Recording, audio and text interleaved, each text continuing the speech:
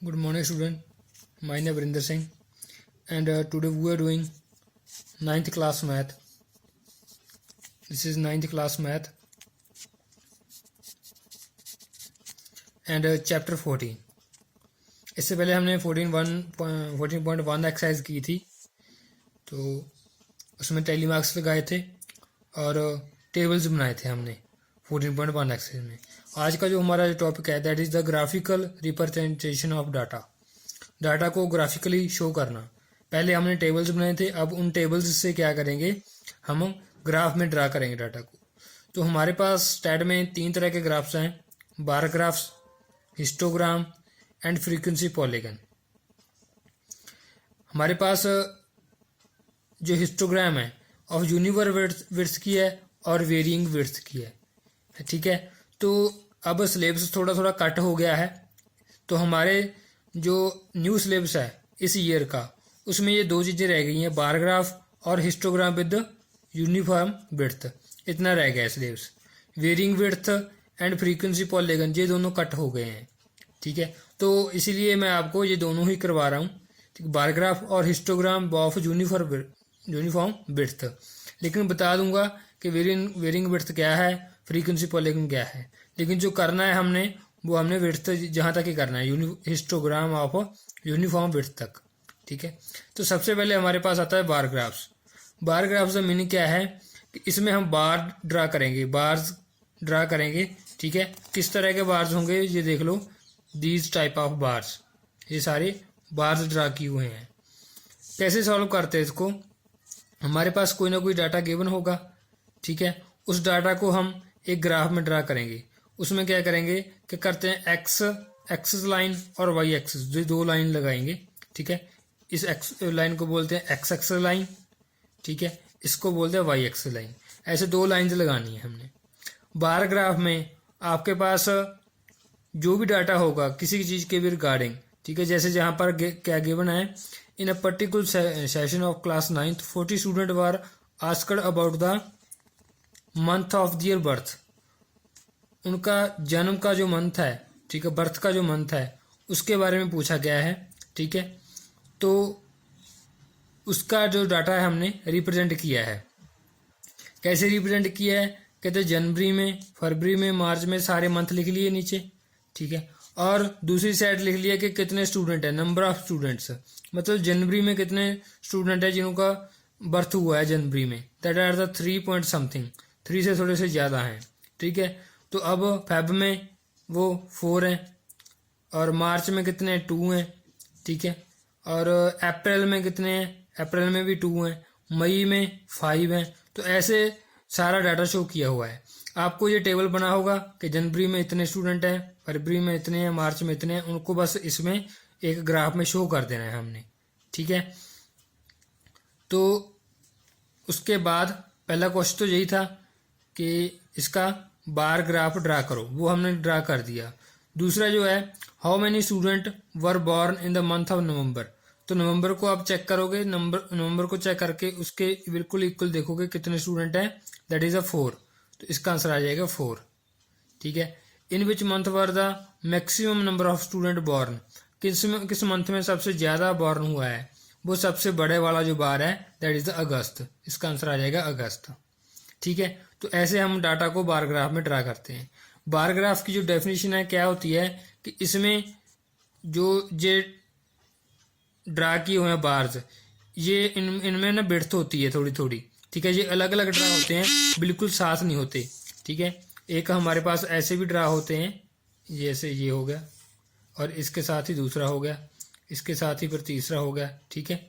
ऐसे हमने ड्रा किए होते हैं। लेकिन ये बार ग्राफ नहीं है जिसमें ये डिफरेंस हो। देखो इन दोनों में डिफरेंस है थोड़ा थोड़ा, जिनमें ये डिफरेंस है वही बार ग्राफ्स होते हैं। यही इसकी जो आइडेंटिफिकेशन है बार ग्राफ की। अगर मैं नाल नाल बिल्कुल साथ साथ कर दूंगा, इनको ऐसे बना दूंगा बिल्कुल साथ साथ, तो ये हिस्टोग्राम में आ जाएगी, ठीक है। तो बीच में अगर आपने जगह छोड़ी है इनके, तो ये बार ग्राफ्स होंगे। अगर इनको इकट्ठा कर दिया तो ये हिस्टोग्राम बन जाएगी। क्योंकि हिस्टोग्राम जो होती है वो कंटिन्यूस सीरीज में होती है, ग्रुप डाटा में, ठीक है। 0 से लेकर 10, 10 से लेकर 20 ऐसे में होती है। लेकिन बार ग्राफ्स होते हैं ये डिस्क्रीट डाटा के लिए होते हैं, ठीक है। बार ग्राफ डिस्क्रीट डाटा को शो करते हैं हमारे पास, सिंगल सिंगल जो डाटा आता है उसको शो किया होता है इसमें। तो हिस्टोग्राम है जो वो कंटिन्यूस डाटा में को शो करने के लिए, ग्रुप डाटा को शो करने के लिए होती है हमारे, ये डिफरेंस है इनमें, ठीक है। तो अब एक एग्जांपल हम लेते हैं हिस्टोग्राम की।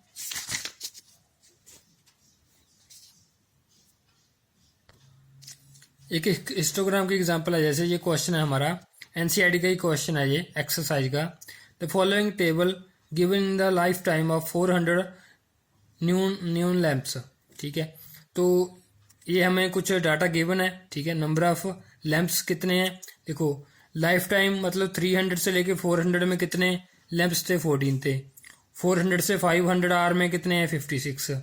500 और 600 में आर में कितने हैं, 60। ये हमें डाटा गिवन है, ये वाली जो चीज़ है, ठीक है। ये टाइम गिवन है एक साइड पे नंबर ऑफ लैंप्स गिवन है। नंबर ऑफ लैंप्स मीन्स जो फ्रीक्वेंसी है, दैट इज फ्रीक्वेंसी, ओके। तो इसकी पहले हिस्टोग्राम ड्रा करनी है। हिस्टोग्राम ड्रा कैसे की जाती है, देखो जो एक्स एक्सिस है नीचे वाली, उस पर हम लिखेंगे लाइफ टाइम, ठीक है। तो जो वेरिएशन है, वो वेरिएशन किस में होती है, फ्रीक्वेंसी में, तो वो हमेशा वाई एक्सिस पे आएगी, मतलब जिसमें चेंजेस हो रहे हैं, कभी कम होगी, कभी ज़्यादा होगी, कभी कम होगी, कभी ज़्यादा हो गई, तो वो चीज़ जो आएगी वो वाई एक्सिस पे आएगी। इस तरह जो चीज़ आपको इधर कोई भी डाटा दे रखा हो, चाहे वो इंटरवल में है, चाहे बार ग्राफ के लिए डिस्क्रीट डाटा है, किसी चीज़ का नेम है, ठीक है, तो वो नीचे आएगा, जैसे मंथ के नेम आए थे।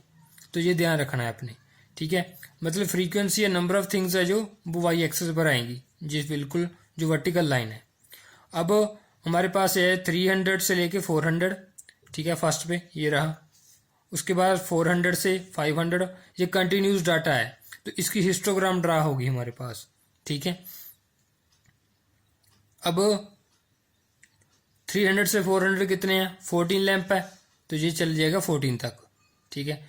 आप इसको ग्राफ पे ड्रा करना, ठीक है। ग्राफ पे ड्रा करोगे तो बच्चा अच्छे से आपको ड्रा होगा और काउंटिंग करनी इजी हो जाएगी। देखो जैसे अगर मैं यहाँ पर काउंट करूँ, इसके बीच जो लाइंस होती हैं, जो 10 लाइंस होती हैं ना, यहाँ तक कितनी होगी, 5। तो मैंने कहाँ तक जाना है, 14 तक, तो ये मेरा यहाँ तक चला जाएगा 14 तक, ठीक है। तो नंबर ऑफ लाइंस काउंट करके आप इजीली इसको करेक्टली कर पाओगे, ठीक है। तो कोशिश करना कि ये सारा आप ग्राफ पे कर पाओ, ठीक है। तो अब नेक्स्ट 400 से 500 कितना है, वो हमें दिया हुआ है 56, तो हम चलेंगे 56 तक। ऐसे बिल्कुल साथ साथ, इनमें कोई डिफरेंस नहीं है, सभी को साथ साथ करके बनाया गया है। तो ये है हमारी हिस्टोग्राम, ये दोनों चीज़ें हमने करनी है। ये यूनिफॉर्म विड्थ के लिए है, यूनिफॉर्म विड्थ। यूनिफॉर्म विड्थ का मतलब क्या है कि इनका जो डिफरेंस है, ठीक है, 300 से 400, 400 से 500, ये सेम है, 100 का डिफरेंस है। अगर किसी में ज़्यादा कम आ गया तो उसे हम वेरिंग विड्थ बोल देते हैं, जो हमारे सिलेबस में अब नहीं है, ठीक है। उसका भी एक क्वेश्चन है, वो दिखा दूंगा, लेकिन वो हमने करना नहीं है, ठीक है। तो यूनिफॉर्म वाला ही है, बस सिंपल ही है हमारे पास, तो यही करना है।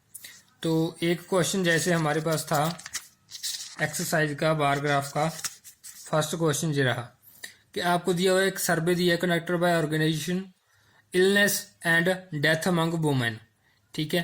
तो किस पर क्यों डेथ्स होती हैं, इलनेस क्यों होती हैं, रिप्रोडक्टिव हेल्थ कंडीशन रिप्रोडक्टिव की जो है फीमेल फर्टिलिटी रेट 31.8 है, न्यूरोसाइकोटिक कंडीशन है जो वो 25.4 है, इंजरीज है वो 12.4 है। तो ऐसे सारा डाटा गिवन है। इसका बार ग्राफ बनेगा, ये जो नेम जे एक्स एक्सिस पर आएंगे, फ्रीक्वेंसी वाई एक्सिस पर आएगी। ये रही, नेम्स नीचे आ गए और बीच में डिफरेंस भी आ गया, ठीक है।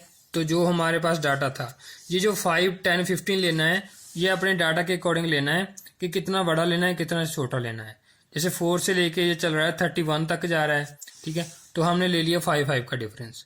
अगर ये डिफरेंस बड़ा होगा तो हम जहाँ पर नंबर बड़े ले लेंगे, उसके अकॉर्डिंग आपने ये काउंटिंग करके लेना होता है, ठीक है, ताकि आपका ग्राफ बिल्कुल सही आए, ना ज़्यादा बड़ा हो ना ही ज़्यादा छोटा हो, ठीक है। इस तरह हम इन ग्राफ को ड्रा करने हैं। अब जो एक्सरसाइज है आपकी 14.2, उसके आपने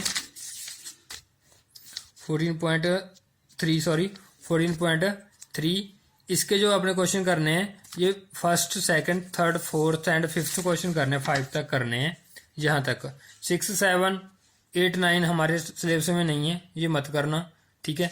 तो आपने 5 तक ही करने हैं ये क्वेश्चंस। पहले बार ग्राफ है, दूसरा भी बार ग्राफ है, उसके बाद 2-3 हिस्टोग्राम्स हैं। इजीली, बिल्कुल इजी है, हो जाएंगे, ठीक है। ये आपने कर लेने हैं। और एक जो फोर्थ क्वेश्चन है, जो जैसे 118 है, 126 है, ठीक है। इसकी हिस्टोग्राम ड्रा करनी है ना, तो इसको ना ये कंटिन्यूज नहीं है। कंटिन्यूज का मीनिंग क्या है, ये 126 तक रुक गया, अब 127 से स्टार्ट हो गया, तो इसके भी डिफरेंस आ गया। इनको इक्वल करने का क्या मेथड है कि आप इसमें 0.5 ऐड कर दो, 126.5, ठीक है। इसमें भी ऐड कर दो, मतलब ये वाली सारी लिमिटों में 1.5 ऐड कर देना है इस साइड पर। और ये जो हमारी लोअर लिमिट है, इनमें 1.5 ओनली 0.5 माइनस कर देना है। ये बन जाएगा 177.5, 126.5, इनमें माइनस करना है सामने वाली में, और जो उसके बाद वाली है उसमें सभी में 0.5 प्लस करना है। तो आपका जो डाटा है कंटिन्यूज हो जाएगा। इसकी PDF आपको मिल जाएगी, ठीक है। तो आपने ये कॉपी पे कर लेने सारे क्वेश्चंस। आई होप आपको ये सारा कुछ क्लियर हो गया होगा। Thank you, have a nice day.